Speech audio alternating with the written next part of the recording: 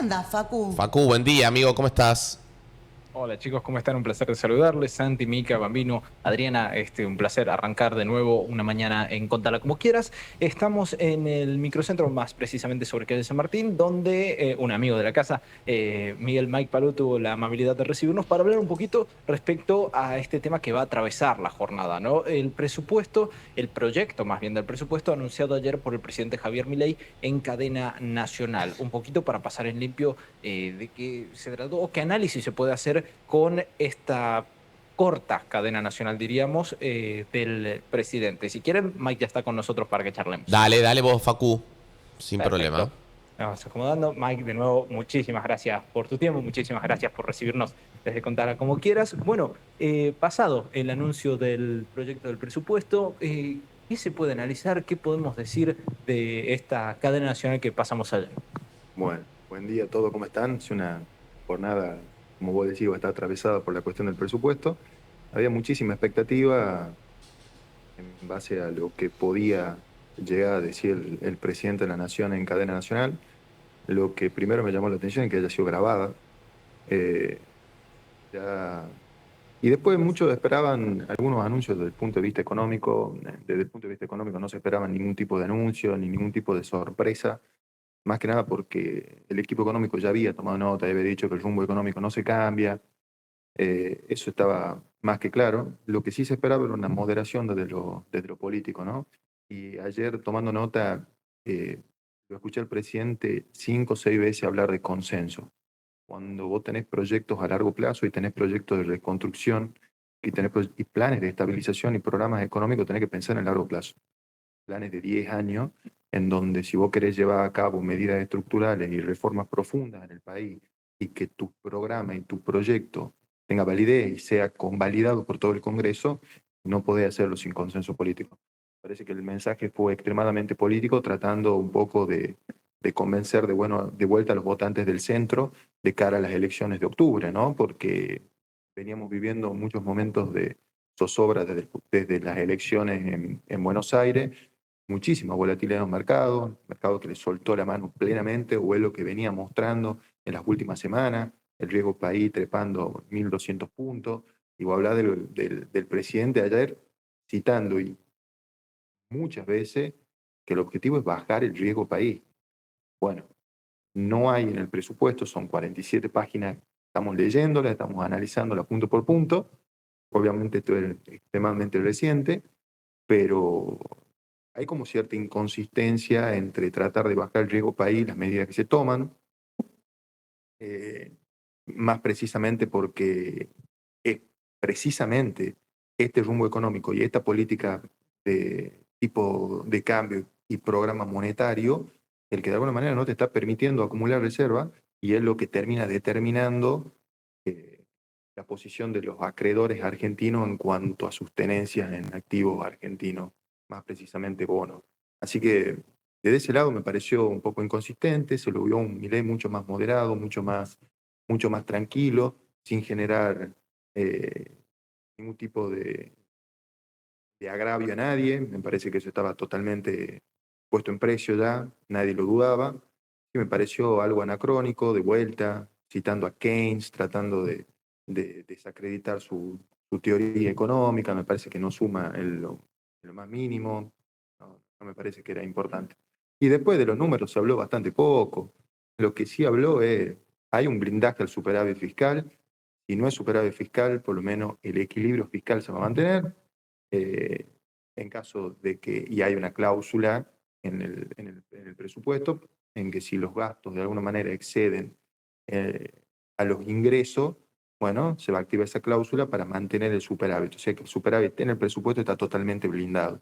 Después de las partidas más importantes se anunció aumentos en términos reales, pero bueno, hay que entender que partimos de supuestos básicos que se tomaron en junio, en mayo, en abril, en donde la inflación proyectada para el 2026 es de cerca del 10,1%, y todas las variables reales que se ajustan y todas las trayectorias de los gastos y de las partidas en presupuesto que se asignan, por ejemplo, a salud, educación, jubilaciones o pensiones en este caso, están tomadas desde el punto de vista de ahí, ¿no? Parten de una inflación del 10% real, de una inflación del 10%. Es decir, que si vos tenés un aumento en jubilaciones del 5% real proyectado a 2006, quiere decir que vos vas a tener en términos nominales un aumento del 15%. Claro. Bueno, la inflación va a ser del 10%. Eso está también, el tipo de cambio que se está considerando es de cerca de 1.435 pesos para finales del 2026. Hoy tenemos un tipo de cambio que está por arriba de ese número.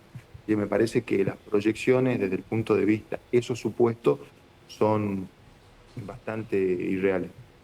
Incluso con ese panorama en materia económica, teniendo en cuenta que venimos prorrogando hace rato el presupuesto, ¿conviene aprobar o mantener esta prórroga?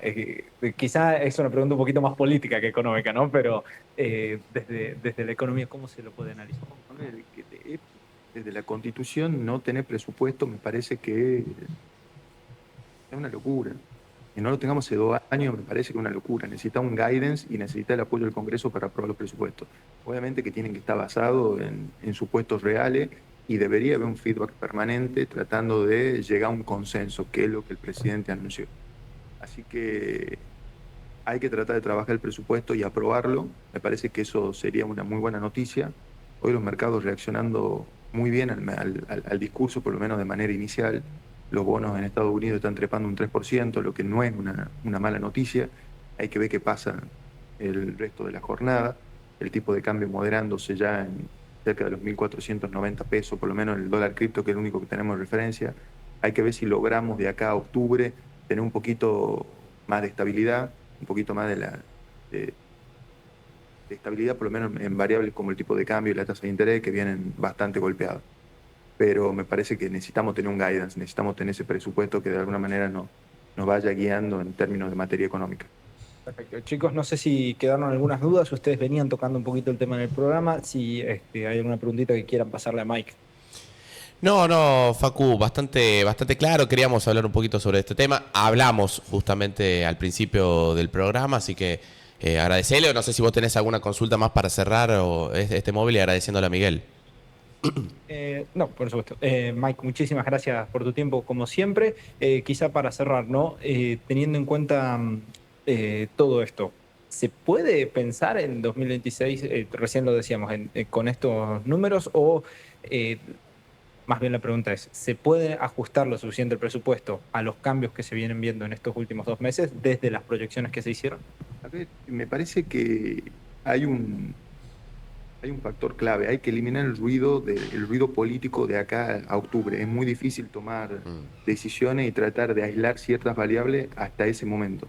Me parece que hoy por hoy, entre el presupuesto y la política macroeconómica, por lo menos desde el punto de vista de lo que es política monetaria y política cambiaria, hay cierta inconsistencia. Hay cierta inconsistencia porque es muy difícil acumular reserva con un tipo de cambio como el que está planteado en el presupuesto. Es muy difícil, de hecho, bajar el riesgo país en ese contexto, porque lo que quieren los bonistas es precisamente eso, ¿no? Que vos acumules reserva como para poder pagarle. Me parece que él determina algo que es bastante clave dentro de su discurso ayer. Establece una relación prácticamente directa entre riesgo país y superávit fiscal. Él dice, los años que nosotros tenemos superávit fiscal son los años en donde el riesgo país baja, claramente. O si el gobierno de alguna manera tiene ese ancla y el mercado puede ver esa ancla desde el punto de vista fiscal, todos los inversores van a ver a Argentina con buena cara. Me parece que eso es cierto, pero la variable que es determinante en este caso no es tan solo el superávit fiscal, es también la acumulación de reserva en una economía que es bimonetaria y a la que le cuesta acumular reserva. De hecho, tenemos presupuesto y tenemos superávit fiscal desde el inicio del gobierno de Milei. Compramos reserva, compramos dólar en el mercado, pero no logramos acumular reserva. Está bien, pagamos a organismos internacionales de crédito, pero también tomamos crédito nuevo y incluso armamos como un blanqueo como para traer capitales dentro del sistema. Así que me parece que hay cierta inconsistencia, hay que ver cómo la teoría o cómo la política monetaria y cambiaria en este contexto y en esta coyuntura se van ajustando para lograr esos objetivos. Me parece que es muy difícil, Luis. Basen supuestos bastante irreales desde ese punto de vista, que hay que hacer algunos ajustes. No, por favor. Bueno, chicos, ahí lo teníamos. Nosotros seguiremos conectados en Contala como quieras. Gracias, Facu. Abrazo Gracias. grande y agradecerle a Miguel ahí también por esta entrevista.